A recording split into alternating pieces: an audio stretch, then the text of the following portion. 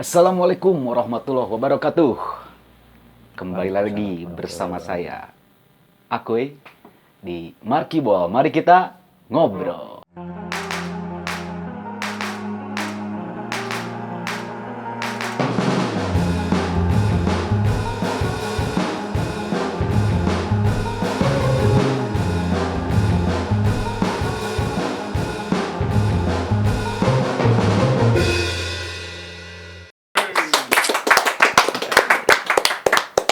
Oke, warga-wargi, seperti biasa, aku di sini akan menemani warga-wargi untuk beberapa menit ke depan, pastinya dengan obrolan yang menarik dan ciamik, dan juga akan selalu memberikan informasi yang baru, yang mudah-mudahan bermanfaat bagi warga-wargi semua. Oke, warga-wargi, sekarang ini aku kedatangan narasumber, seorang sahabat, guys.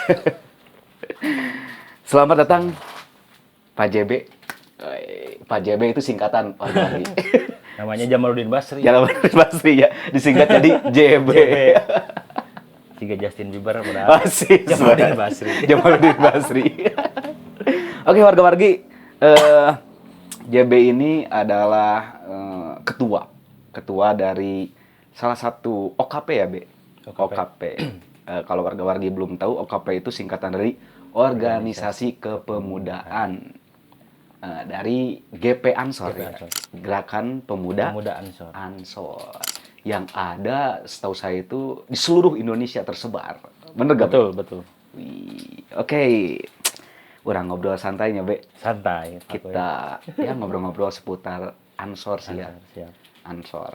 Mungkin di lingkup kita ya di Tanjung Sari, Sumedang, ada yang tahu dan ada juga yang belum tahu. Nah, warga-warga yang belum tahu, dikasih tahu lah nanti sama ketuanya langsung nih. Siap, mudah-mudahan. Ya, mudah-mudahan ya. B, GP itu kan tadi Gerakan Pemuda Ansor. Nah, Ansor itu apa sih maksudnya? Artinya naon gitu? Ansor itu sebetulnya dari bahasa Arab. Bahasa Arab. Artinya itu penolong.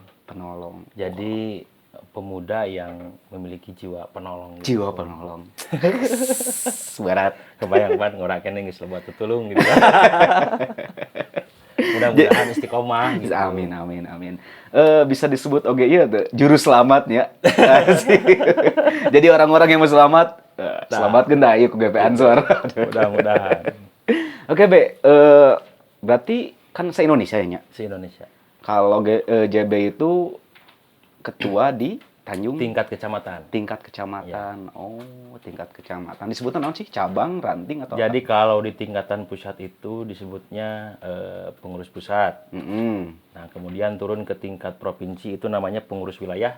Nah, kemudian turun lagi ke tingkat kabupaten itu namanya pengurus cabang. Nah, kemudian turun lagi ke tingkat kecamatan namanya pengurus anak cabang. Ya, ada lagi turun lagi ke desa namanya pengurus ranting. Sampai tingkat RW sebetulnya ada namanya pengurus anak ranting. Wih. Dari atas ke bawah. Komplitnya. Oke. JB itu dari Tanjung Sari. Be, boleh diceritakan awal mula sejarah Ansor di Tanjung Sari, kumaha sih? Sebetulnya memang kalau berbicara sejarah di Tanjung Sari, itu pertama itu saya mendengar kabar dari senior lah, itu karena saya itu masuk ke Ansor Tanjung Sari itu 2019. Pada saat itu prosesnya itu ketika sahabat saya yang kebetulan pada saat itu menjabat sebagai ketua Ansor sebelum saya, itu almarhum Kang Acin, Kang Ahmad Nasirudin. Iya. Beliau mengajak karena tempat tinggal kita itu nggak jauh, cuman beda RW, tapi satu desa gitu. Nah, kemudian berceritalah, diperkenalkan saya dengan Ansor Tanjung Sari. Nah, untuk terbentuknya Ansor Tanjung Sari itu justru atas dasar kumpulan anak-anak muda pada saat itu, tepatnya pada tahun 2018. Pada saat itu memang pemuda-pemuda di Tanjung Sari senang berdiskusi di salah satu rumah lah yang alhamdulillah sekarang juga menjadi kader Ansor gitu. Pak Aku juga tahu sebetulnya.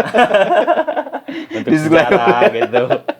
Nah, pada saat itu karena ruang-ruang diskusi itu sangat hangat, juga peminatnya banyak dan lain sebagainya, maka sahabat Acin dan kawan-kawan istilahnya mencari wadah untuk menampung gitu, agar apa yang menjadi tema diskusi itu bisa tersalur nantinya.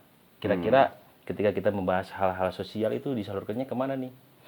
Nah, kata Acin dulu pasti kan ya Ansor gitu. Karena konon Ansor di Tanjung Sari itu sempat vakum beberapa tahun. Aku gitu. Nah, karena atas dasar itulah teman-teman Ansor Tanjung Sari di tahun 2018 inisiatif menghidupkan kembali Ansor Tanjung Sari. Maka dari itu dilakukanlah komunikasi dengan pengurus cabang gitu, dengan alasan karena Ansor Tanjung Sari vakum lama, kemudian ingin reaktivasi kembali gitu.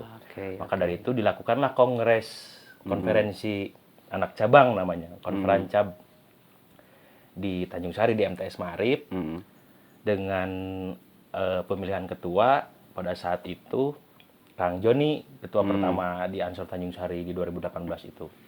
Nah, kemudian karena berjalannya waktu Kang Joni tidak bisa melanjutkan.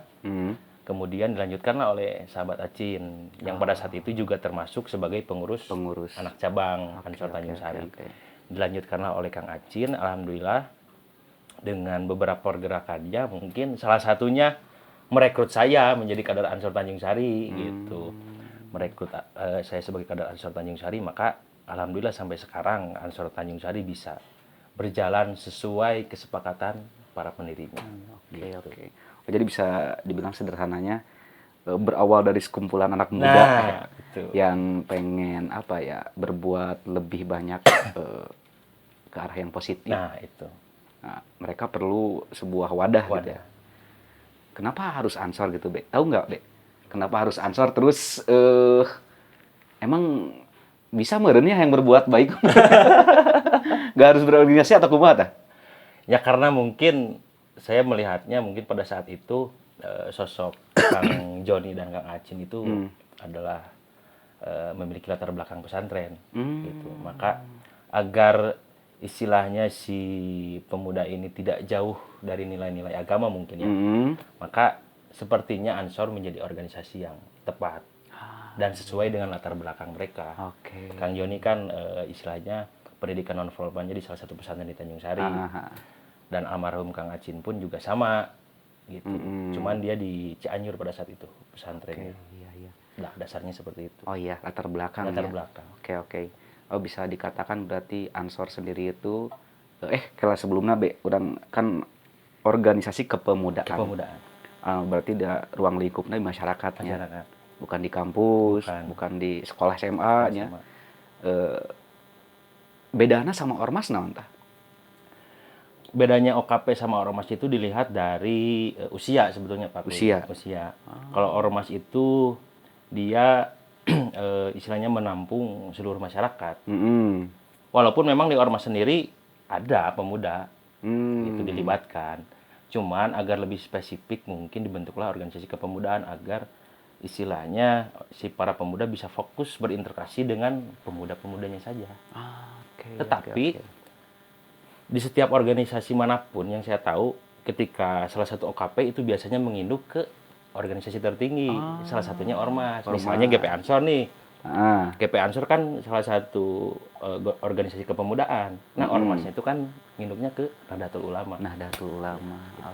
Nah, itu jadi warga-wargi si OKP GP Ansor ini menginduk ke salah satu ormas namanya Nahdlatul Ulama. Ya orang oke apa sih? Sangat apa ormas yang salah satu ormas terbesar di Indonesia. Tercatat dalam sejarah. Oke. Oh tadi indikatornya usianya. Lamun misalkan ini aturan tertulisnya batas-batasnya ya tuh.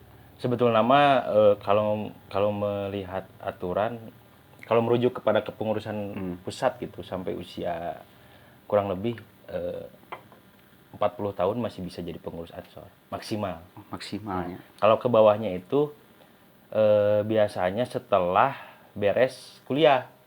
Karena di NU selain organisasi kepemudaan ada juga di bawah OKP itu ada IPNU dan IPPNU itu pelajar semua. Dari Ah, SMP, SMA kalau tidak salah sampai ke kuliah. kuliah. Nah, setelah lulus dari IPNU, baru tingkat kaderisasinya naik ke OKP GP Ansor. Oke, oke, oke. Nah, setelah di Ansor beres, ya jadi ajengan lah di NU gitu. Wih, lengkap ya. Rata-rata seperti itu prosesnya. Oke, oke.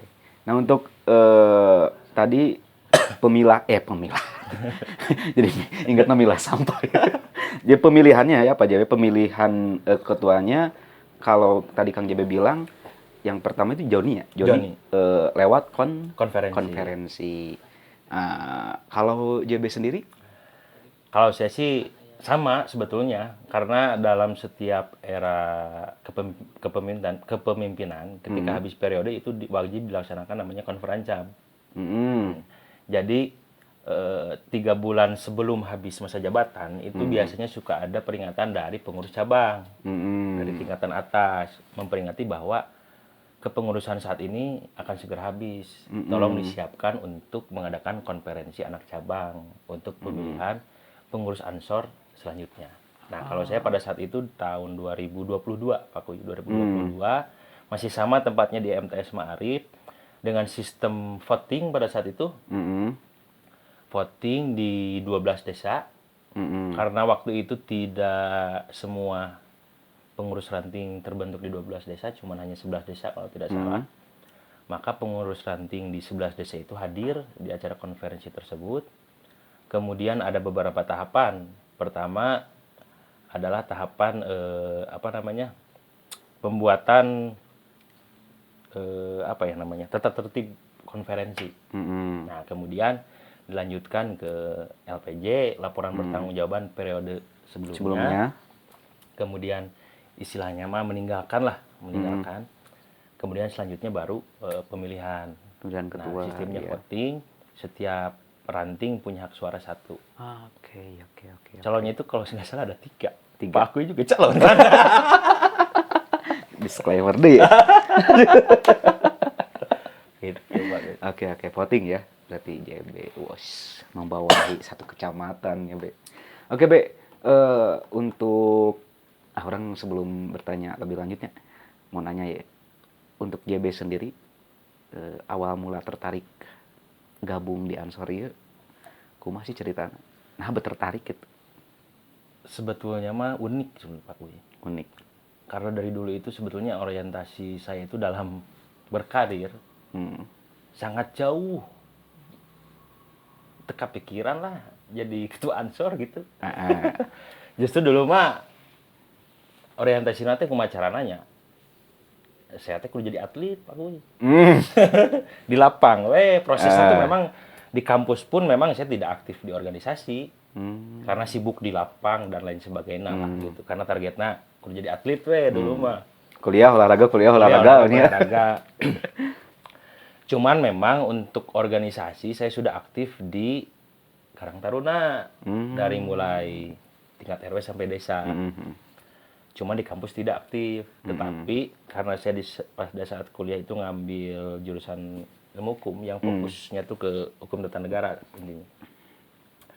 Jadi tertarik ke hal-hal yang sifatnya mengorganisir massa gitu.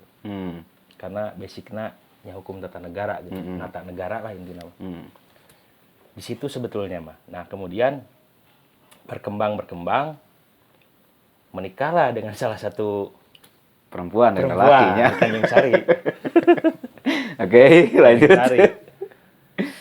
Wasilahna mah tidinya, kuy, gara-gara saya menikah, kemudian istri saya punya teman. Dan kebetulan temannya itu punya pacar. Kemudian sering ketemu, diskusi tentang Gus Dur. Iya. Gitu. Gus Dur, kemudian si pacar teman istri itu, wah, geningan besok Gus Dur, didinya, gitu. Namanya tuh Muiz. Muiz. Nah, kebetulan karena Muiz itu adalah bagian dari pemuda yang pernah nongkrong di zaman almarhum gitu. Pada saat itu kebetulan ada PKD namanya. PKD. Ya, pelatihan kepemimpinan dasar. Iya, Itu salah satu pintu untuk menjadi anggota Ansor. PKD. Harus melewati itu Harus dulu. melewati itu. Oke. Diajaklah saya oleh beliau Muis bareng karena dia pun belum PKD. Kemudian yang ngajak, kemudian saya nanya, ketua Ansorna saha? Kang Acin, orang Gunung Manik. Ternyata tetangga Kang Acin itu teman kecil saya pada saat di kampung. Karena dulu kan sok main bola bareng gitu ke SD jeung SMP na. Sambil ngopi, Be. Tah. Kiranya. Ya dari situ mulai geningan. Kenal ya ketua nage Kang Acin. Nah, kemudian Muis menawarkan, ya udah daftar PKD.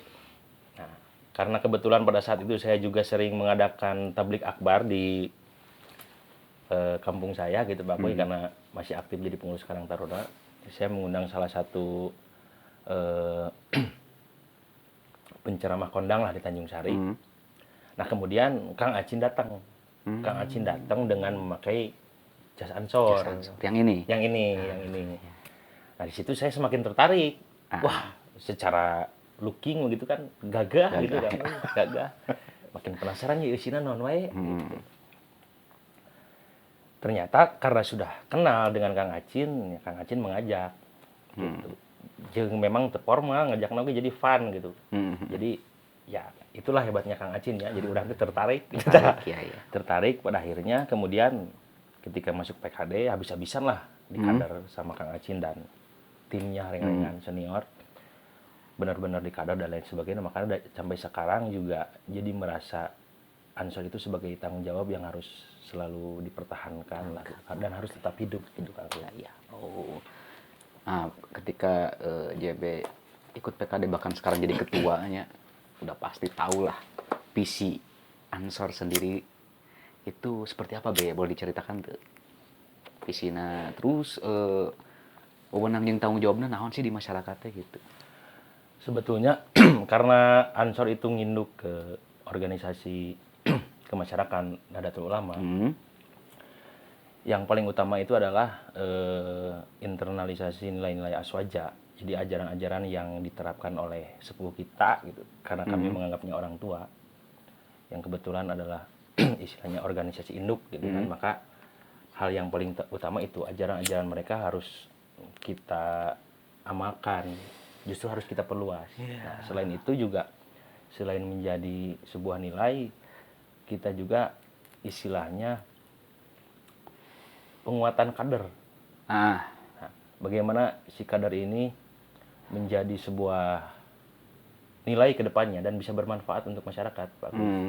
Salah satu contoh misalnya orang yang senang mengaji ya difokuskan di situ. Difasilitasi. Walaupun memang identiknya Ansor itu organisasi keagamaan, tetapi kita fleksibel. Gitu. Oke. Seperti itu.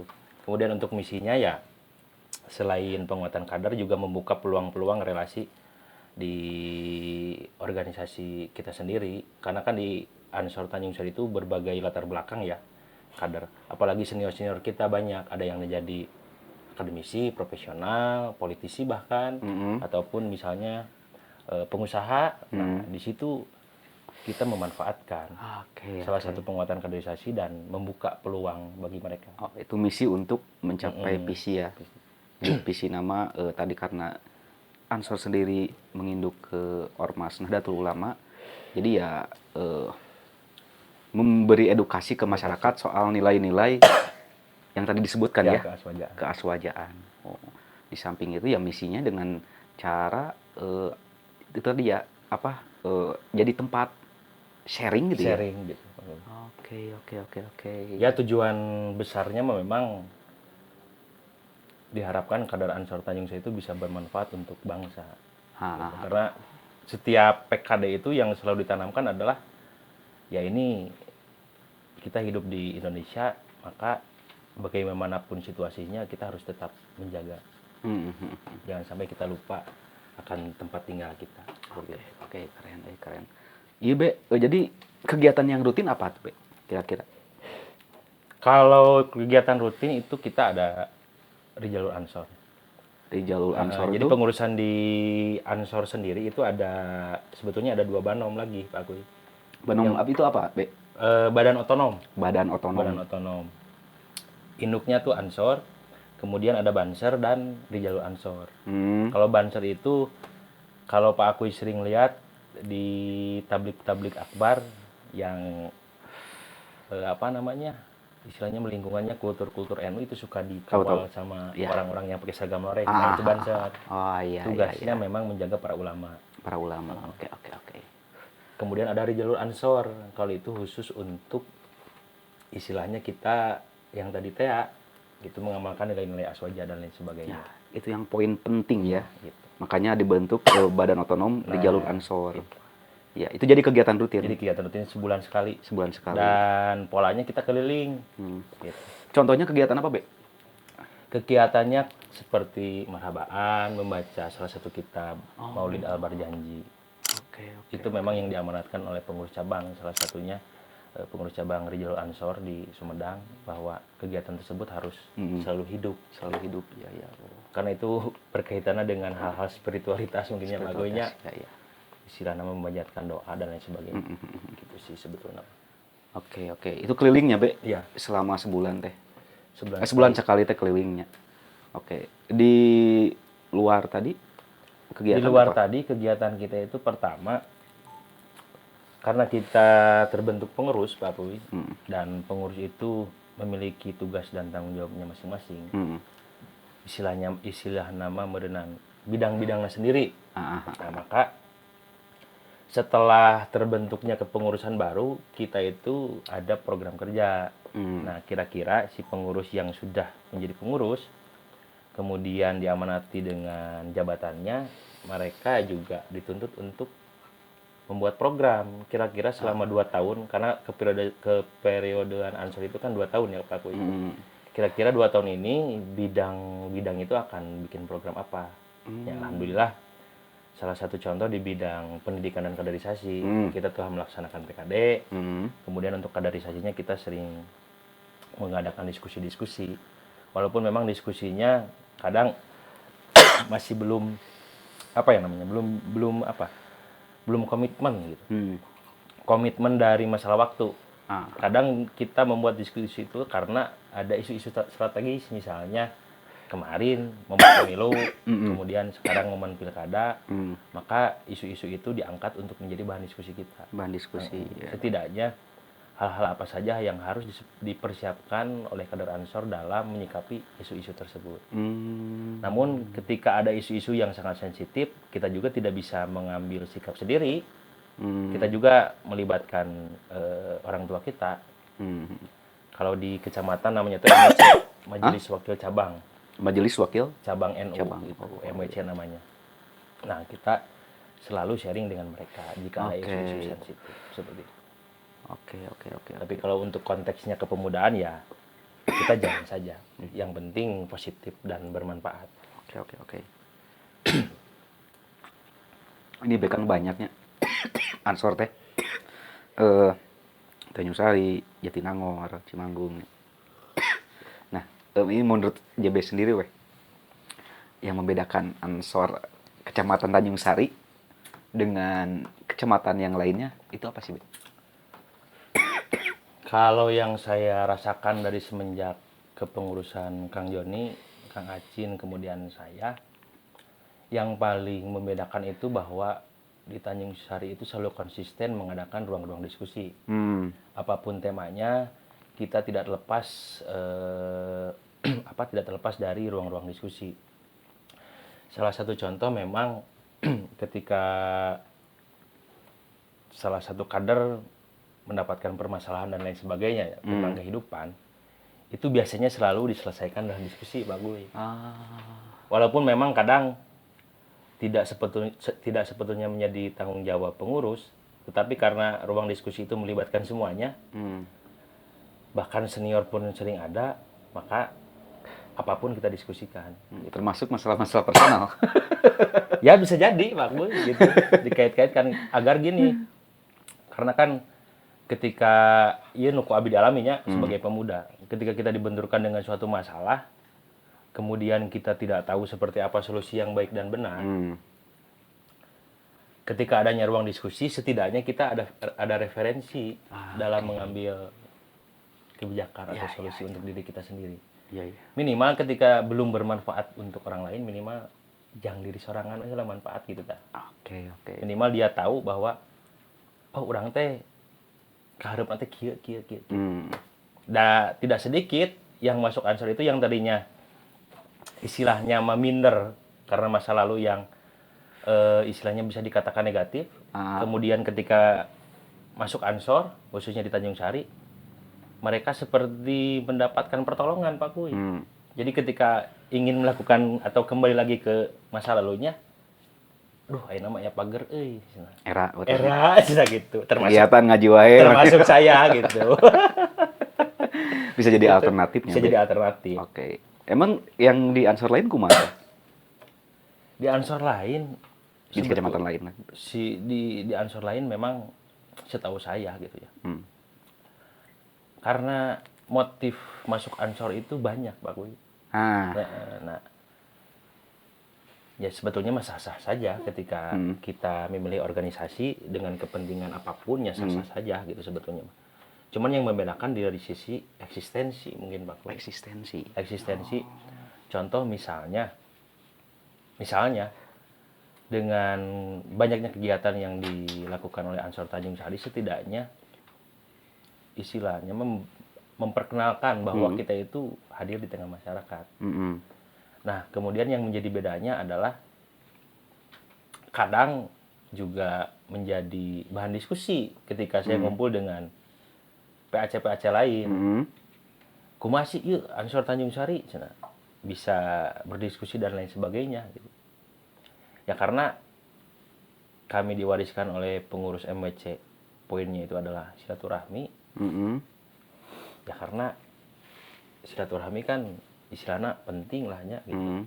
Nah, makanya yang jadi bahan diskusi kepada pengurus PAC lain yaitu perbanyak silaturahmi. Cuman kadang yang membedakan begini, di kecamatan lain itu yang kurang itu kadang dari masalah konsep, Pak Kuy, dalam mengadakan acara.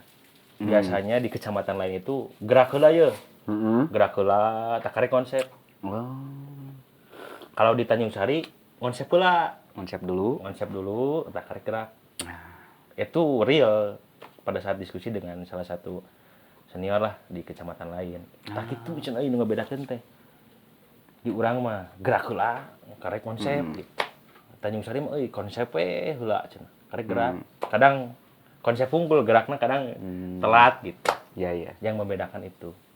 Terus dari segi lebih baik mana, Be? Konsep heula atau gerak heula? Tapi hari ideal memang konsep dulu. Agar kita tertata gitu. Tertata rapi, kemudian goals nanti mau kemana.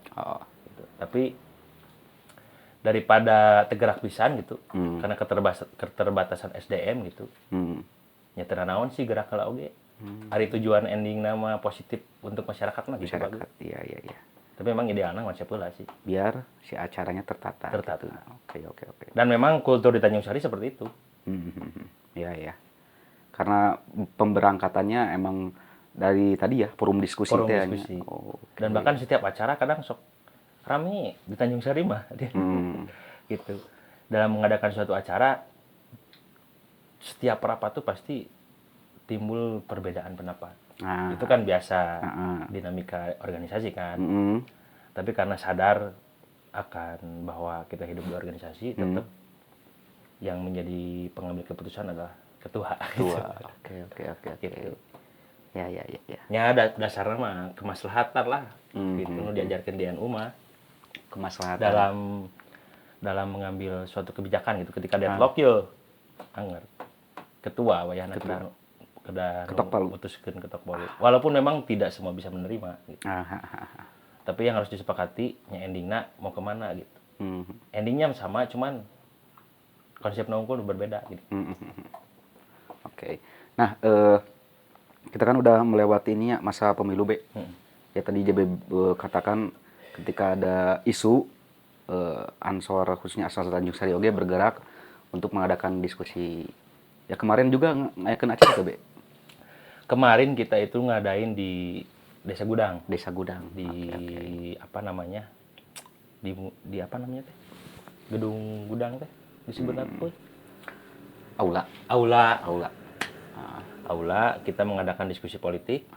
Kemudian kita mengundang ketua KPU pada saat itu. Kemudian salah satu caleg dan juga senior kita di Ansor. Kenapa kita mengundang beliau? Karena dari sisi pemilu kan istilahnya dari penyelenggara pastilah dia juga punya program tentang sosialisasi, mengajak masyarakat untuk datang ke TPS. Inti nama etanya. Makanya saya mengundang ketua KPU. Gitu. Difasilitasi. Kemudian mengundang salah satu calon dan juga senior kami untuk mempersiapkan, pada intinya mah urang teh kudu milih sosok pemimpin teh nu kumaha sih idealna gitu. Nah, disitulah terbangun komunikasi gitu. Dan kami pun mengundang bukan hanya kadar Ansor, jadi terbuka untuk umum. Biasanya kita terbuka untuk umum. Ya. Agar di situ muncul ruang-ruang aspirasi, kira-kira keresahan-keresahan warga Tanjung Sari itu minimal bisa tersampaikan. Nah, salah satu fungsi gerakan pemuda Ansor itu yaitu Pak Goy, selain menjadi alat kontrol sosial juga bisa menjadi jembatan itu dari masyarakat ke stakeholder khususnya di pemerintahan. Berarti sering juga berkegiatan yang partnernya dengan pemerintah gitu. Kalau dengan pemerintah sih jarang Pak Goy sebetulnya dengan pemerintah secara formalnya. Cuman tetap konsep nama kita yang mengadakan tapi kita yang mengundang. Mengundang beliau sebagai narasumber gitu. Cuman bedana meureunna narasumbernya ya orang pemerintahan. Tapi tidak formal mengadakan kerjasama dengan lembaga tidak. Jadi kita pribadi mandiri mengadakan acara kemudian diundanglah salah satu bagian dari pemerintah. Oke. Berarti belum pernah ngayakeun kegiatan anu emang kerja sama langsung mahnya. Padahal kan sebenarnya kan si OKP itu bisa jadi apa ya? Misalkan membantu menjalankan program. Sebetulnya ya seringlah diwacanakan. Cuman memang karena ya nggak tahu lah pandangan mereka terhadap OKP itu seperti apa gitu.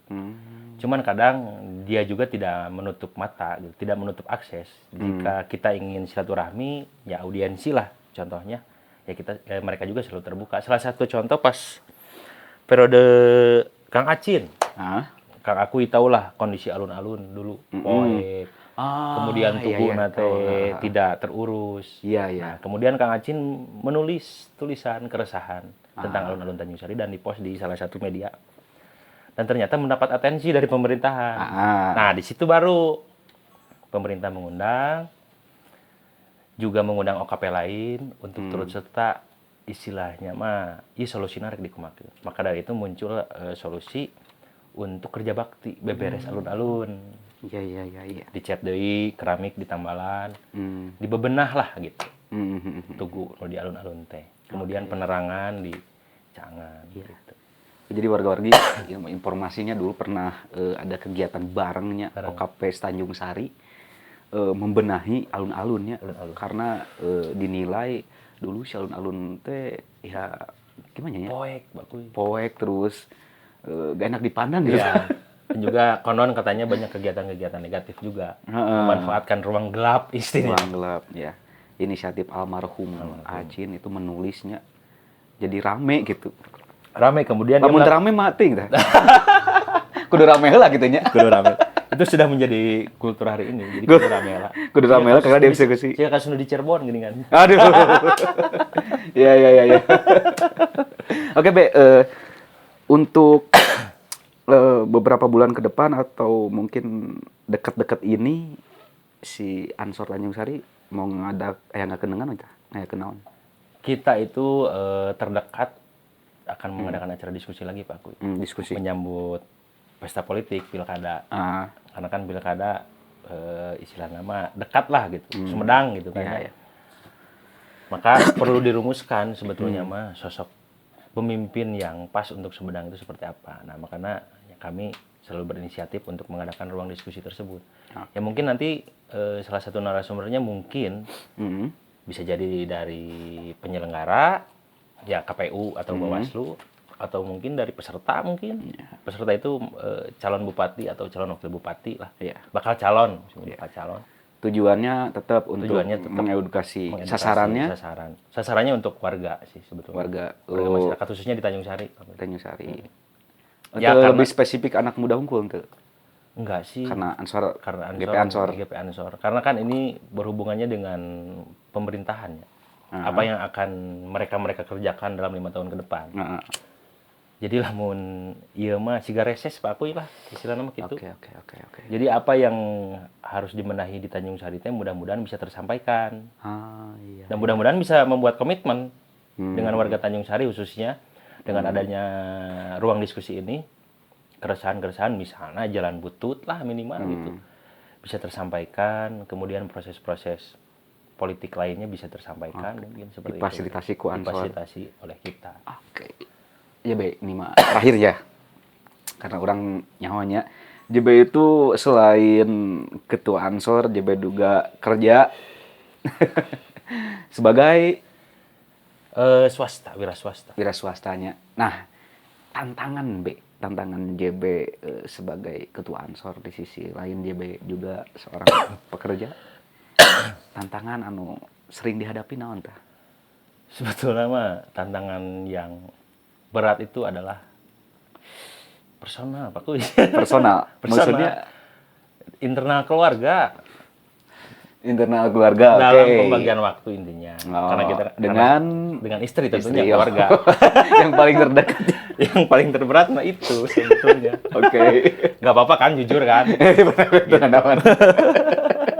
Dalam membagi waktunya, harus ada waktu untuk keluarga. Untuk ansor, gawe oge. Itu kan jadi tantangan terbesar bagi saya mah. Karena sempat sebetulnya ada cerita-cerita unik ketika ansoran teuing gitu kan ya. Sempat pernah dikunci Pak Kuy. Dikunci rumah. Terus dikasih surat kaleng. Aduh, kira-kira ceritanya kumaha ieu teh? Jadi pada saat itu kan biasanya saya pulang kerja ke rumah tuh sebentar, aku paling cuma makan, kemudian main sebentar sama anak-anak, kemudian saya pergi lagi lah, beransor lah intinya. Nah, karena ruang diskusi kita itu selalu hangat Pak Kuy dan menarik sampai lupa waktu biasanya. Subuh sampai subuh gitu. Waktu itu saya pulang 1:30. 1:30 biasalah istri nelpon dan sebagainya. Ketika kebetulan besoknya saya mau main bola, turnamen yang menghasilkan cuan. Tuh. Deui gawean deui tah. Jadi atlet oke ya. Oke, terus lanjut gua. Karena mungkin istri saya berpandangan isuk teh main bola, ngasilkan duit berenya gitu. Cik hayang istirahat lah gitu. Iya. Pada akhirnya meureunnan capek dan lain sebagainya. Saya nggak dibukain pintu. Anjir. Dikasih surat kaleng, tidur di rumah orang tua aja. Aduh. Itu tantangan terberat. Tantangan terberat ya. Ternyata setelah cerita ini saya share ke pengurus-pengurus yang di atas, ternyata sama.